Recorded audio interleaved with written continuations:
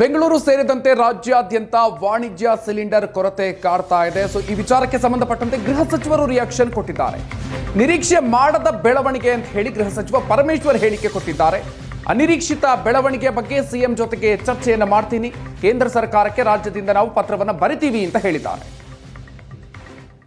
ಇದು ಯಾರೂ ನಿರೀಕ್ಷೆ ಮಾಡಿಲ್ಲದೆ ಇರ್ತಕ್ಕಂಥ ಬೆಳವಣಿಗೆ. ಇದು ಅಂತಾರಾಷ್ಟ್ರೀಯ ಮಟ್ಟದಲ್ಲಿ ಏನು ಇವತ್ತು ಈ ಯುದ್ಧ ನಡೀತಾ ಇದೆ, ಅದರ ಇಂಪ್ಯಾಕ್ಟು ಆಗ್ತಾ ಇರ್ತಕ್ಕಂಥದ್ದು.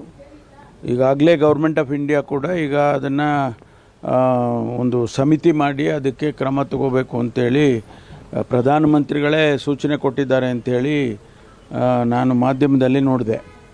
ನಾವು ಕೂಡ ಈಗ ಮಾನ್ಯ ಮುಖ್ಯಮಂತ್ರಿಗಳು ಏನು ರಾಜ್ಯದಲ್ಲಿ ಇವತ್ತು ಅನಿರೀಕ್ಷಿತವಾದಂಥ ಈ ಒಂದು ಬೆಳವಣಿಗೆ ಆಗಿದೆ, ಇದು ಜನಸಮುದಾಯಕ್ಕೆ ಭಾಳ ತೊಂದರೆ ಆಗ್ತಕ್ಕಂಥದ್ದು.